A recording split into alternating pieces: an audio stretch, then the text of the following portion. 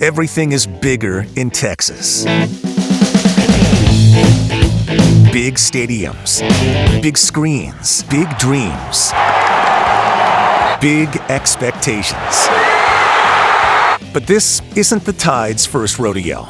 They've felt the joy, the pain. I think the legacy of any team is how you finish, and that's how you'll be remembered. But for Cincinnati, they'd give half of Texas to see how it feels. If you want to have a shot at the title, you got to beat the champs. And, this is what we have. We have a shot to beat the champs. But only one can hear the roar of the New Year's crowd. To me, I still feel like we're the underdog in this game. I mean, all year we have been disrespected. I'm pretty sure we're still probably getting disrespected out there. Only one can be Cotton Bowl champs. It's everything we could ask for. This is what we play for. We play for championships. This is what we prepare for all season. The Alabama Crimson Tide, the Cincinnati Bearcats. This is the road to the championship. Well, welcome into the road to the championship. I'm Ryan Hennessy. Kerry Osep joining us from AT&T Stadium in Arlington, Texas tonight. We've got a jam-packed show for you tonight. We'll hear from the head coaches, rare interviews with the coordinators and players ahead of the Cotton Bowl. From Bama to Cincy, Jerome Ford has donned the crimson white, and now he's with the black and red. Tonight, his journey. Plus, David versus Goliath with experts and players. Think about Bearcats having a chance to pull off this stunning upset. Heisman curse, is it real? We'll dig into the numbers as Bryce Young plays in his first game since winning the Stiff Arm Trophy. And from jail cell to role model, a new mission for Tide great Sherman Williams and David Palmer. We'll start with the road to the championship head coaches. We're less than 20 hours from the Cotton Bowl kicking off here at AT&T Stadium in Arlington, Texas, and that clock can't tick down fast enough for Bama head coach Nick Saban. Coach today getting a little antsy ahead of his big matchup tomorrow. Was this a test of your patience?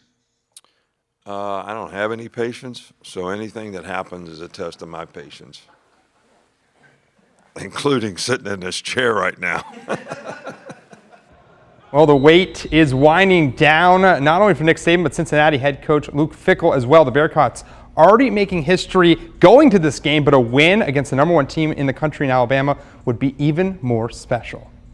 The last 30 or so hours are the longest time, I think, in all that we do. I know for us and for me. So we're right here on the cusp of kind of finishing up the preparations and excited about tomorrow. And it's been a long time coming.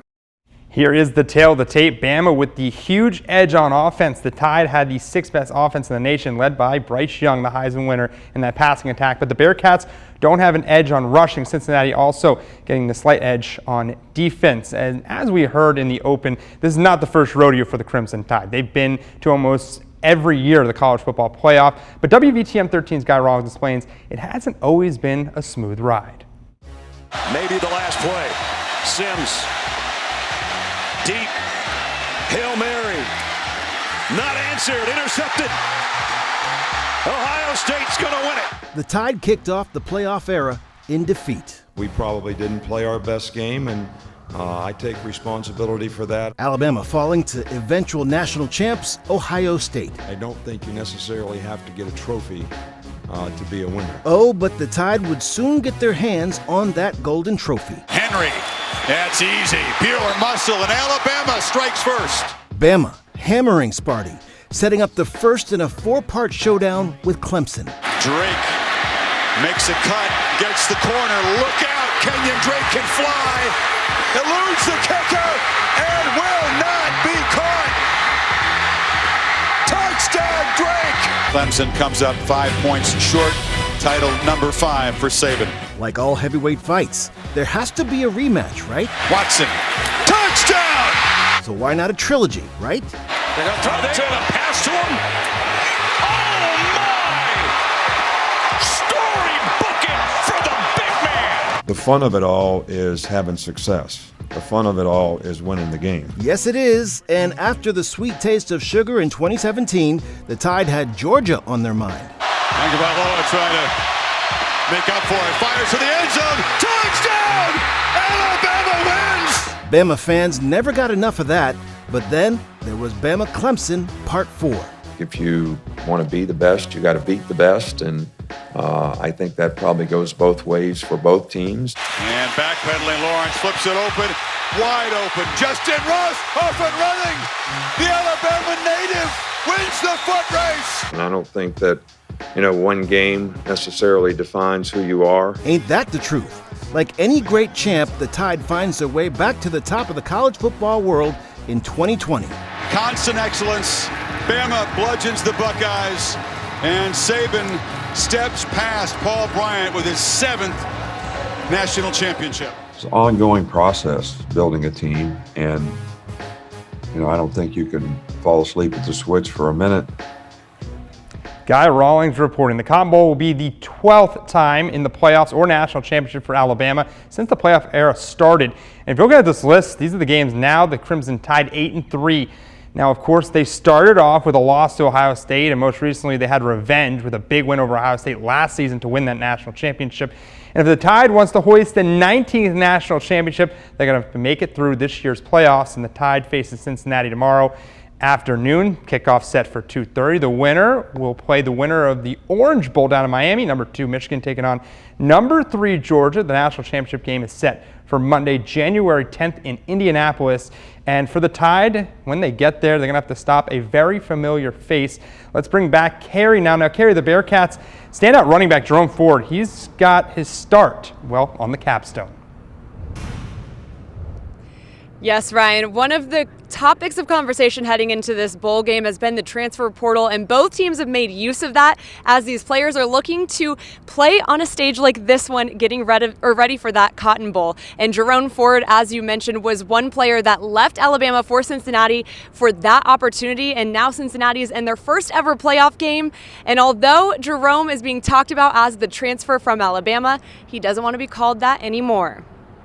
I'm thankful for everything Coach Saban had done for me and the opportunity to play at Alabama. But, I'm a Bearcat, and I would kind of appreciate it if people stopped calling me the Alabama transfer. I'm a Cincinnati Bearcat. Another label he likes to use, Bearcats' leading rusher. After only accounting for 151 yards on 31 touches at Bama, Ford has exploded out of the backfield this year, rushing for more than 1,200 yards and totaling 20 touchdowns. And he's had a fantastic year, and I'm really happy that, things have worked out well for him where he could create value for himself in terms of the goals and aspirations that he had, and he'll certainly be a challenge for us. And his current team appreciates the value Ford brings to the field, but also the knowledge off of it. He really just lets you know, kind of what the Alabama culture is, just so, we're not just hit in the face when we get out there and, something may be a little different than what we think. So having Jerome on their team, it definitely helps us a lot, and he's a great addition to our team. When he left Bama 2 years ago, he left for more opportunities. Little did he know that an opportunity to face his former team in the national championship semifinal would be one of them. Only thing I thought about when I came to Cincinnati is how could I contribute to help win games and win a conference championship. Anything else would have been a plus. And no extra motivation needed. Yeah, I'm sure Rome will be pretty motivated, but I think he's just going to go out and do his thing that he does on every Saturday. Nothing the team that we're playing could do to possibly add any motivation. I feel like I'm very intrinsically motivated, and everything I have come from inside. And here's how Ford stacks up with the Tide's lead running back, Brian Robinson. Both have rushed for over 1,000 yards this season, but Ford holding a slight edge in yards and touchdowns this season. Well, with that now, I'm going to welcome in an expert from Cincinnati, from our fellow Hearst station, George Vogel, sports director at WLWT. George, I want to say thank you so much for taking the time to join us tonight. No problem, Carrie. Great to be here. Yes, and of course, we're talking about Jerome Ford. That's been a huge storyline for Cincinnati this season, especially since he's been there the past 2 years. Why has that been so successful for this team? Oh, a great addition. He can score anytime he touches the ball, and we saw that last year in the Peach Bowl when he took a long one against Georgia, and it looked like UC might win the game at that point. And he's had several long touchdown runs this season, had 2 long ones in the conference championship game, and he gives them an element they didn't have. Before that, they didn't have someone that could maybe break a 70-yard touchdown. And boy, when he gets out there, he's going to win that foot race more often than not. So he made some pretty good moves by jumping over to UC there. But of course, George, another storyline on top of Jerome Ford, Luke Fickell has been a part of Cincy's rise. Oh, yeah. And for many people in Birmingham, they know UAB has been kind of similar. It's a mirroring story for me, at least from my perspective, because it's a team that almost didn't have success and almost wasn't even here, and now look at them. So how do you see that? Yeah, and 30 years ago, UC might have been in the position where they were going to shut down the program. You know, they were on probation. They weren't winning. The stadium was dilapidated, but they upgraded all of that. They even had a coach leave in the early 90s for Harvard. If you have a coach leave for Harvard, you're not a football school, right? But since then, they built up the stadium some, and they just started winning a little bit more and a little bit more, getting into the Big East and having a shot at a BCS bowl game when they went to the Orange Bowl and the Sugar Bowl. That changed things, and then Luke Fickell came in and just upped the ante. There's a wealth of talent in Ohio, football talent, and he made that priority number one to keep some of that home, and he's done a great job, and also using that transfer portal to get guys like Jerome Ford. Absolutely. It sounds a lot like Bill Clark in Birmingham. And one last storyline, or I guess keys to this matchup, George, is going to be an offensive powerhouse in Bryce Young and his go-to guy, Jamison Williams. But then again, UC has one of the top secondaries in the country, and Kobe Bryant and Ahmad Sauce Gardner. Right. What have you seen from those two, and do you believe this is the big matchup heading into this game? I can't wait to see this matchup. I think it's a great matchup, and I think Luke Fickell is going to do everything he can to have Sauce guarding Williams every time he can. You know, he's going to have him shadow him all over the field, I think, is if he can do that, and it's going to be a bit of a chess match. But these DBs are legit. Kobe Bryant's going to get drafted. Sauce is going to go in the first round, and at least one of the safeties, Brian Cook, will probably be drafted as well. So that's not something Cincinnati's always had, a wealth of NFL talent. This year they do, and that's why they're here. And definitely one thing Alabama has had. Yeah, over and over and over. And good for them, and I don't see that stopping as long as Nick Saban's running that show. Yeah, I'm excited for that matchup. And just a couple more. I mean, the storylines are incredible coming out of UC, so we're going to have a good game. I want to say again, thank you so much, George, for taking the time to join us. My pleasure. And I know it's going to be a fun one tomorrow, but we talked about sauce, and I'm thinking about barbecue sauce. Maybe we'll catch some barbecue later. I'm going to get some right now, I think. All right, well, we have to wait for us. We still got some more show coming your way, but once again, thanks so much for George joining us. We have plenty to get to in this Cotton Bowl special. And with that, Ryan, I'm going to send it back over to you. All right, Carrie, thanks so much. Now we're just getting started, like she said, on this championship run for Alabama. Coming up the Tide in the Cotton Bowl. It hasn't always been pretty for them in this game. Cincinnati is a high-level, high-quality football team, and in certain ways matches up really well against Alabama. Plus, we'll sit down with Todd Blackledge as he gets ready to call the game, what he thinks about the Tide and the Bearcats. And throughout the show, we're looking at moments that made the season for Alabama. Let's go back to game number one, Bama against Miami. We'll pick it up in the third quarter. This is the moment that Bama fans knew they had two new playmakers. Young back in the end zone again on 3rd and 5. That question might have to wait because there goes Jamison Williams to the house. Touchdown, Alabama.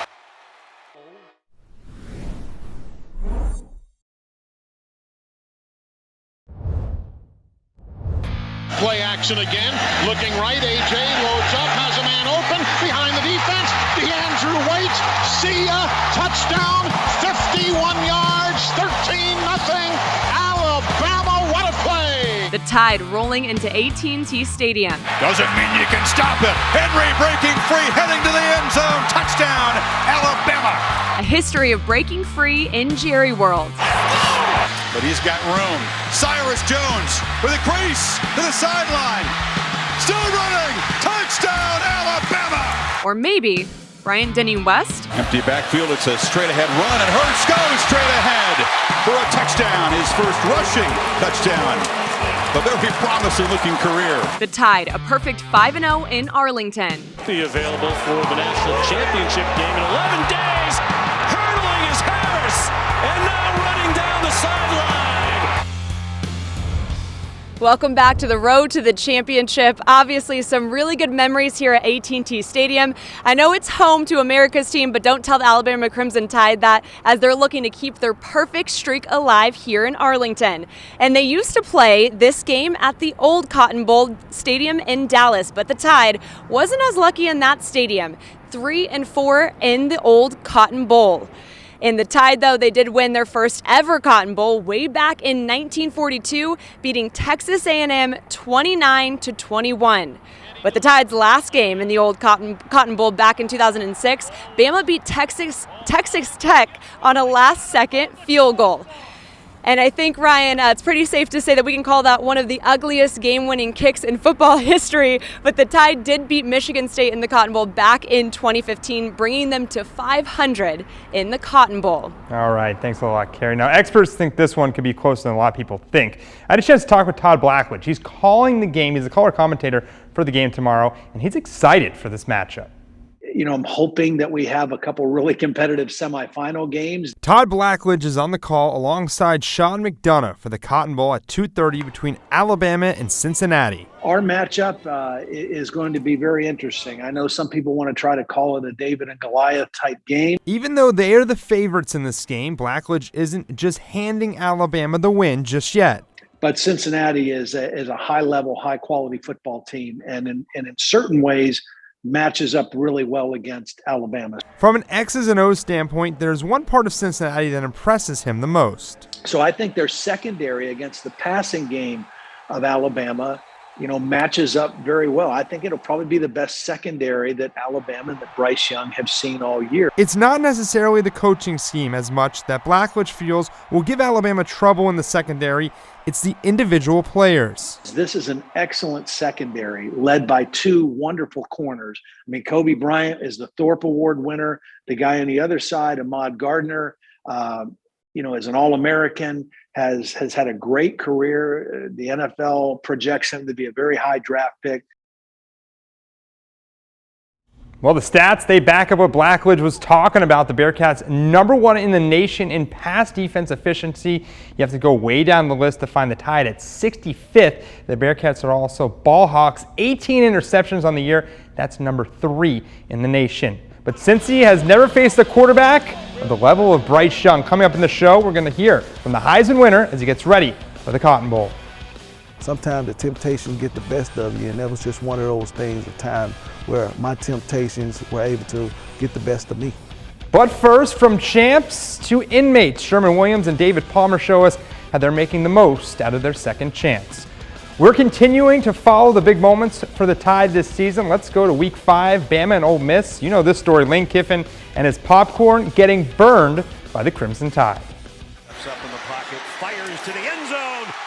Play fake, throw to the end zone, wide open. Play action, corral, fumble. Ball is loose, scooped up by Alabama.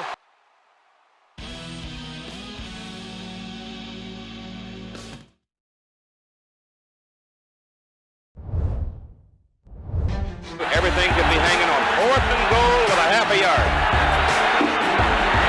Bowman, he didn't make it, but there goes for a ride. Passes away, penalty flag down. Lamar Thomas has got it. Lamar Thomas is on his way down the sideline. George Teague is after him and runs him down. Takes the ball away from him. Alabama defeats Miami. #2 beats #1, 34-13. Cody leads Ingram. Ingram battles, second effort, touchdown.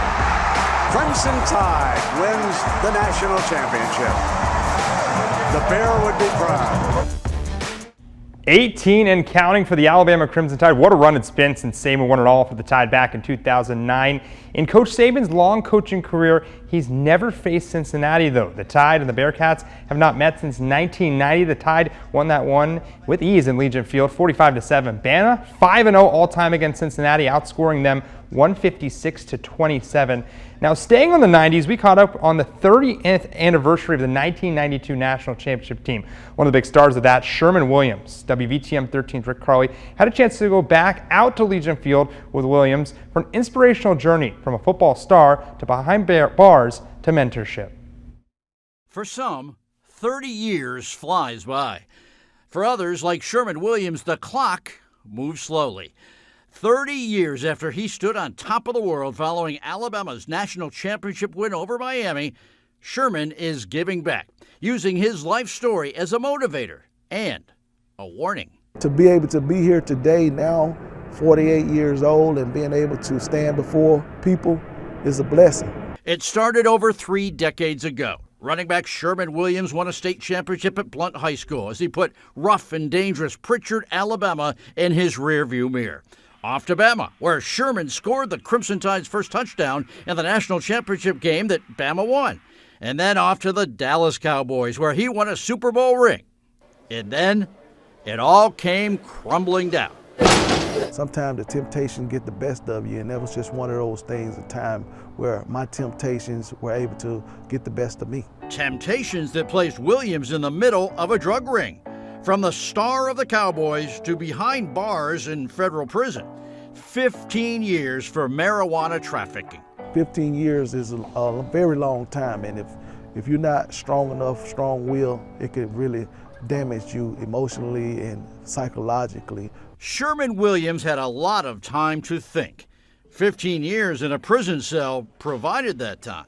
It's up to the individual like myself to take what has happened to me in the past and use it as a benefit. Sherman Williams was released from prison in 2014, and today, young people everywhere have benefited from the new Sherman Williams. What don't kill you make you stronger, and this is one of the things in my life that took place that I was able to survive, and it also made me stronger and gave me the opportunity to find out who I really was as a person. That person is the husband, the father, and the founder of the Palmer Williams Group, mentoring young kids from tough neighborhoods like Sherm's who don't have mentors. It's about helping young people, helping children, get them on the right track, give them some information, help them see things from a different side, different point of view that they may not get a chance to see otherwise. Sherman's partner in this nonprofit, his former roommate and Bama teammate David Palmer, who says Sherman's story of success, then failure, and then rising from the ashes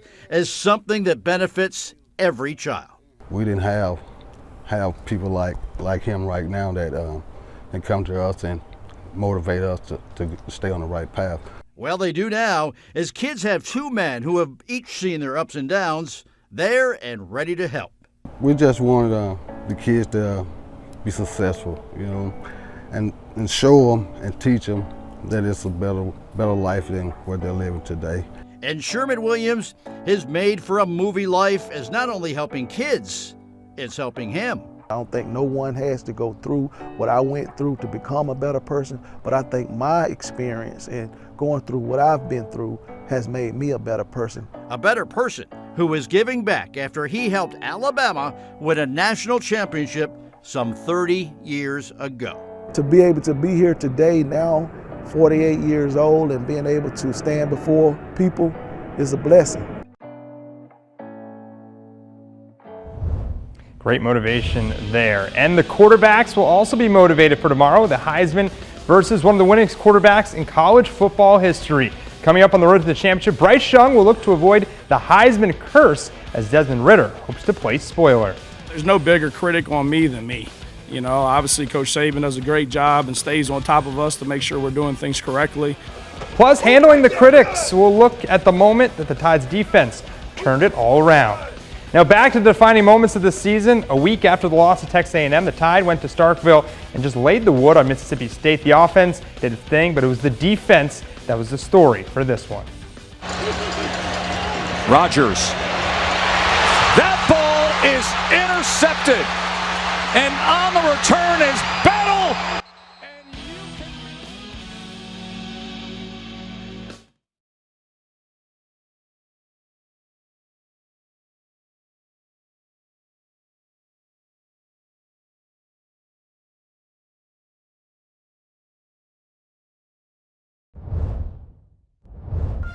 Legendary quarterback after legendary quarterback. The Heisman is always evasive.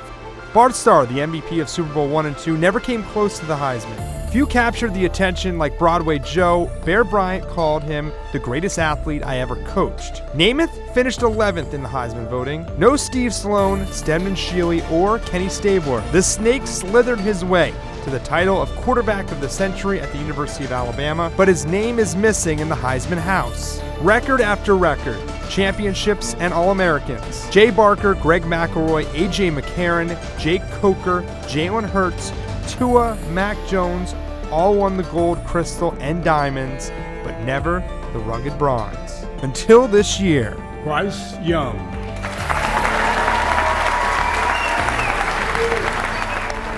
After decades of dominance, the Tide finally has their quarterback, Heisman.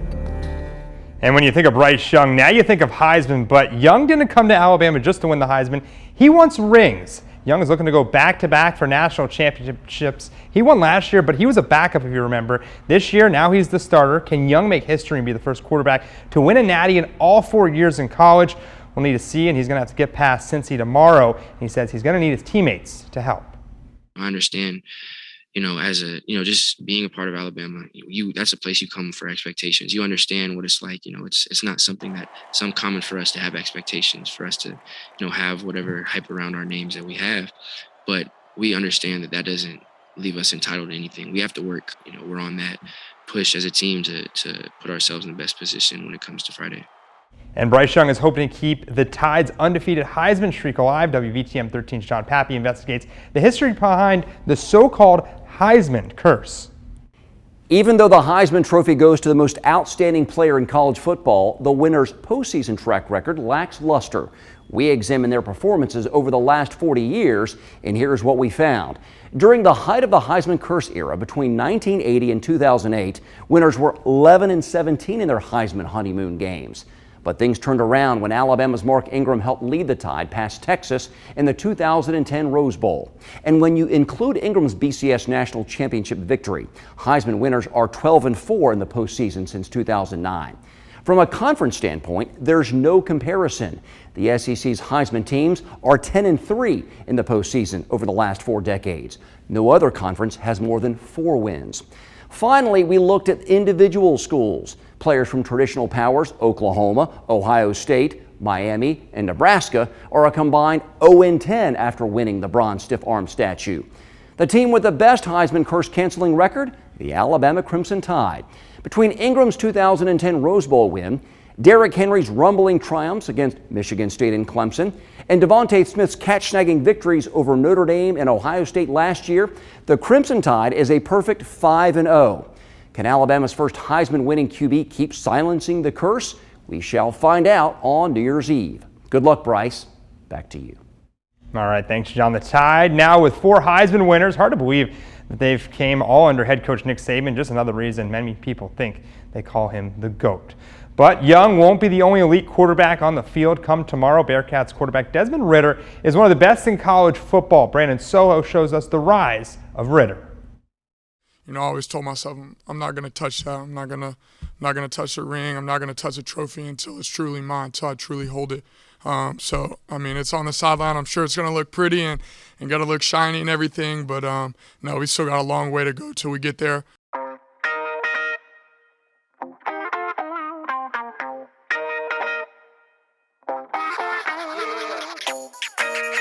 But the Bearcats are here now, and the guy wearing number 9 is a big reason why. Desmond Ridder got his first college win in the Rose Bowl over UCLA as a freshman off the bench. And 4 years and 44 wins later, he's the 3rd winningest quarterback in college football history, playing in the Cotton Bowl with a chance to play for a national championship on a journey he could have never dreamed of. Ridder back at the 11, waiting for the snap. He has the ball, fakes a handoff, runs left, gets a block from Wiley, runs it into the end zone. Touchdown, Bearcats! There's been a lot of ups and downs, and all of our records and rings of championships and bowl wins. They might all say wins, but myself and teammates and others around us in the program, we've had downs too. But it's just been a journey, and Coach Fick has always talked about trusting the journey and trusting the process, and that's exactly what it's been for myself and a lot of my teammates. So I've had a great experience over my 5 years here, and I'm just hoping we can seal it off with one of the best experiences there is.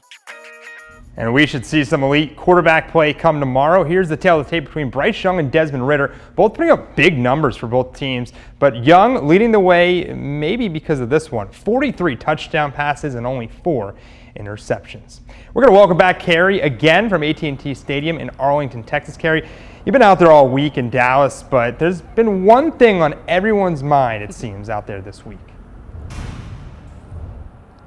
Absolutely, Ryan. Just like you can't think of Alabama without thinking of Roll Tide, you can't think of sports without the cliches. And one of those has been the reference known as David versus Goliath. And of course, that's the reference of the underdog. And in this matchup, as number 1 Alabama gets set against number 4 Cincinnati, you continue to see that storyline over and over again. And we already know that the Bearcats are the Cinderella of the ball, or in this case, the bowl, as Cincy comes into its first ever playoff game against a team who has only missed one of the national championship Final Fours since the college football playoff began. It also pits one of the newer head football coaches versus one of the all-time greats. And although undefeated, Cincinnati is a team many believe haven't had the chance to prove themselves against tough competition this season, while the Bearcats don't feel that they need to. We know we're really good. We got to go out there and play our game. I think we've just shown over and over again that we belong in these games, and we have the players to be in the game. Regardless of if we're favored or if we're underdogs, and do what it is that we do, be us, and let's enjoy what it is that we're doing. So I don't know all that. I know that our guys don't feel like they need to prove anything. They just want to compete. On the other end of the story is an Alabama team who, under Nick Saban, is always expected to be here, playing for a chance at a national championship. A team that churns out NFL talent players year in and year out and currently boasts a Heisman-winning quarterback. On the outside, Alabama looks as a team with nothing to prove, but that's not how they feel internally. We show flashes of the team that we could be and like the potential that we have. So I feel like that's what we focused on right now, just being consistent. And, like you said, just finishing this season strong. And I feel like, we have good seasons year in and year out, but it's time to finish. All year we have been disrespected. I'm pretty sure we're still probably getting disrespected out there. But right now we're not really worried about the external factors right now. We just have to worry about what's going on inside the facility and the practice field and all the meetings and stuff like that. And I think that's our biggest concern right now, making sure that we're ready and prepared for this game. And when it comes to the odds makers, this is very much a David versus Goliath playoff matchup, as the Tide are a 13.5-point favorite. But Ryan, if we learn anything from the SEC Championship, we know already that Nick Saban likes to be the underdog, but I'm not quite sure that the Tide are going to be that heading into this one. Yeah, Carrie, the Alabama defense came into this season expecting to be much improved from 2020. The Tide got off to a good start, but it was the game that caused fans to take a pause. The Florida Gators put up 440 yards on a talented Bama D. 3 weeks later, a backup quarterback at Texas A&M led the Aggies to an upset win over the Tide. It prompted this statement, though, from Will Anderson. I don't think it was taken seriously. I mean, as you can see, after the Florida, which was a close game, we end up losing this game. I just feel like as if there's really nothing other teams are doing. I just think it's just us. We're in our own way right now. And that was the moment Will Anderson became the vocal leader of this defense. A week later, Bama held Mississippi State to just 9 points and 299 total yards. So what changed? For the starters, the defense is starting to get pressure. And for the 6 games of the season, the Tide had just 12 sacks, but the last 7, Bama got to the quarterback an astonishing 34 times. In that same 7-game stretch, Bama defense held 4 opponents to under 300 total yards, finding their identity. Tough, competitive people that love playing football, that play with passion, play with discipline, and play with great effort. I think obviously you can cover up a lot of mistakes, in my opinion, in football with speed and effort. Now, in case you were wondering, Cincinnati's offensive line gives up a sack and a half a game. That's good for 26th best in the nation. But what's going to be interesting to watch is how the Bearcats attack the Tide. Cincinnati's offense ranks 43rd in the country. Now, that would make them 8th highest on the Tide schedule, behind both Florida and Miami. From Buckeye to Tide superstar, we continue this road to the championship show with Jamison Williams. He opens up about his journey from Ohio State to Alabama. I kid you not, before the season started, I was like, I want you guys to meet at a bowl game. Plus, moms know best, right? There was a house divided during the holidays during this halftime show. And back to our defining moments, let's go to November. And, well, the Iron Bowl. Bama struggled just about the entire game. The Tide was down 3 with less than a minute to go. But enter Bryce Young. Looking for Brooks in the corner. Got it! Touchdown, Alabama! Leary in motion. The throw goes the other way. Mechie's in. Alabama wins in 4 overtimes.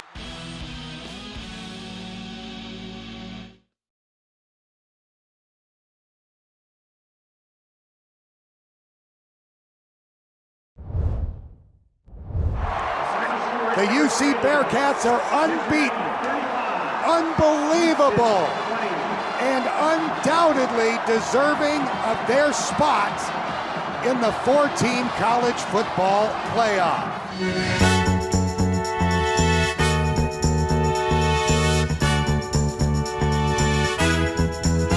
The Bearcats are in the college football playoff, but do the Bearcats believe they're the best team in the country? I believe so. There's no doubt in my mind. If you're gonna, if you want to have a shot at the title, you got to beat the champs. And this is what we have. We have a shot to beat the champs, and they're competitors. And when the ball goes down, it's all they care about is competing. And if that means they're going to try to prove somebody wrong, they're going to try to prove somebody wrong. But the reality is, we just want to prove ourselves right. We've heard a lot about this David versus Goliath talk, but the fact of the matter is, everybody puts their pants on the same way. Everybody plays the game of football, so we just want to go out and be us. Well, Cincy, the Cinderella story of college football so far, the Bearcats believe, but it'll be a tall task stopping Bryce Young and the Crimson Tide offense. Alabama's offensive coordinator, Bill O'Brien, rejoined the team on Tuesday. He had been out after testing positive for COVID-19. O'Brien joined the Tide this season after taking over for Steve Sarkisian, who's at Texas. It was big shoes to fill, but Coach O'Brien told us yesterday this isn't his first rodeo. The former Penn State and Houston Texans head coach feels very blessed to work with head coach Nick Saban. It was the only phone call I got last year, and so he had a job opportunity for me, and I couldn't ask for a better opportunity. And to work with a bunch of players that we have here have been awesome. The coaching staff, it's been a really it's just been a rewarding year for me personally. And Kerry, what a rewarding year it's been. Having one of the top weapons of all of college football is pretty nice too, Jamison Williams. Yes, Ryan, exactly that. Williams has been a superstar in his first season at the Capstone, already an all-SEC receiver. And of course, no matter what defense comes up against him, he continues to wreak havoc. Here comes the blitz. Down the middle and on the fly. Jamison Williams, extra speed, on the gas and gone. On the gas and gone. That has been the season for electric Bama wide receiver Jamison Williams. I had a lot of plans, big plans of doing what I did. Williams transferring to Tuscaloosa from Ohio State after a lackluster 2 years as a Buckeye. But Williams' success isn't surprising his quarterback. When we started practicing the moment after he transferred in, he had the playbook down. People just see Saturdays and, you see the output, but when you see what goes into it, when you see how he works and the energy he brings to practice day in and day out from Monday through Friday, in a normal season, and you see, the work he puts in, no, I wouldn't say I'm surprised at all. Friday night, Williams will be the main focus of a really good Bearcat secondary. John Mechie is out with an ACL injury. Williams embracing the challenge of being the guy. We're just gonna see who wants it more at the end. When it's all said and done, we just see but the competition, I love it. That's something I look forward to every week. He's also been looking forward to this moment in the national spotlight his entire life. That just was things I've been wanting to do since I was a child, dreams I've had since I was a child growing up, playing football on the biggest stage, college football playoffs, chance to play for a national championship. Here's how the top wideouts shape up. Jamison Williams reeling in 68 catches for 1,445 yards with 15 touchdowns. On the other end, the Bearcats' leading wide receiver is Alec Pierce. He caught 50 passes this season for 867 yards and 8 touchdowns. So, Ryan, the real question is how are the Bearcats going to stop that special scoring connection between Williams and Bryce Young? I don't know that I could do it, but we'll see how things get down when the Cotton Bowl opens up tomorrow. All I got to say is good luck to the Bearcats. A win for Bama would put them in the title game for the 7th time in the last 8 years. They'd face either Michigan or Georgia. No premature stuff here, though. We won't speculate on who Bama might play, but we will tell you about the two teams. Here's the tail of the tape. On the offensive side of the ball, neither of the team throws exceptionally well. The attack for both Michigan and Georgia is based on the ground game. In that department, Michigan has the slight edge. Where these two teams separate themselves, though, is the defense. Georgia is historically good, giving up 250 yards a game and a little more than 9 points a contest. If the Wolverines can score 17 or more, they have to like their chances, but that's not going to be an easy task against a Georgia defense like this, who will be in a bad mood after giving up 40 points to Alabama in that SEC title game.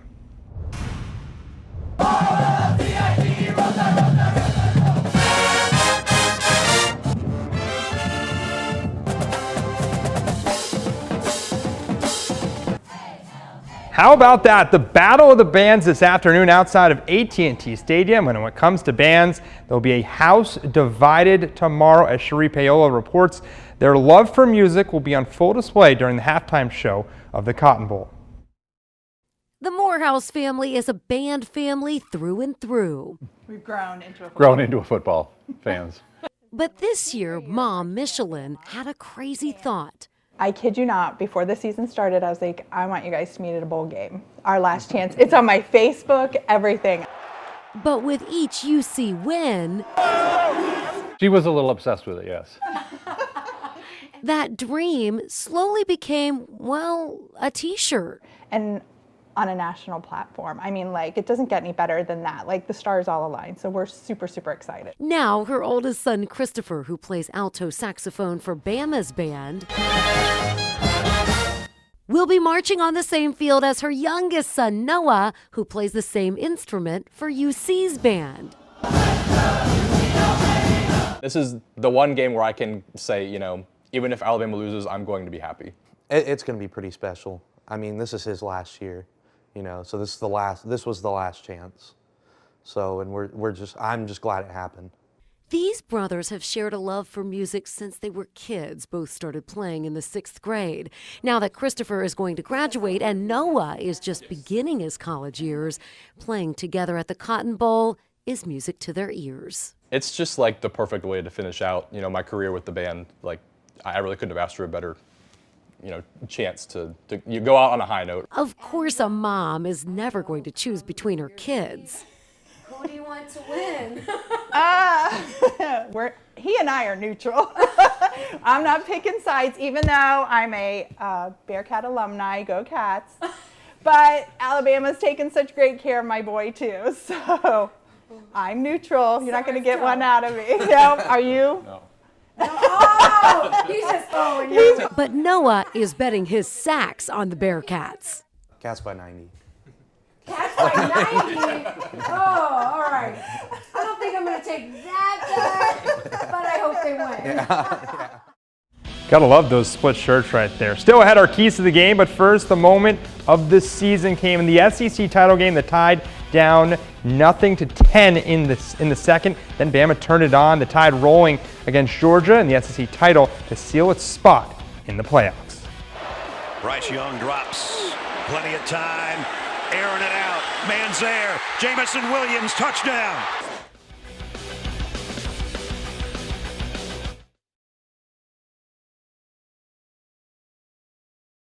Five-man rush. Young, first down.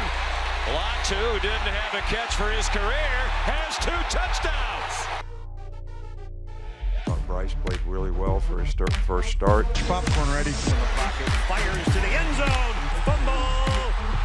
Ball is loose. Scooped up by Alabama. It looks like we didn't plug the microwave in, buddy. In golf? Aggie upset win. And it's good. I know we all have to be on the same page and realize that this is the most important thing right now.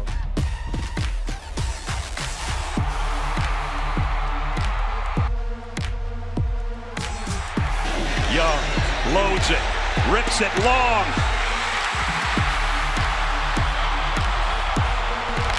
Touchdown. In motion. The throw goes the other way. Mechie's in. Alabama wins in 4 overtimes. Is this the moment why you'd come to Alabama, game winner in the Iron Bowl? 100%. 100%. For competition like this and to battle with guys like that. Bennett throws, it's intercepted.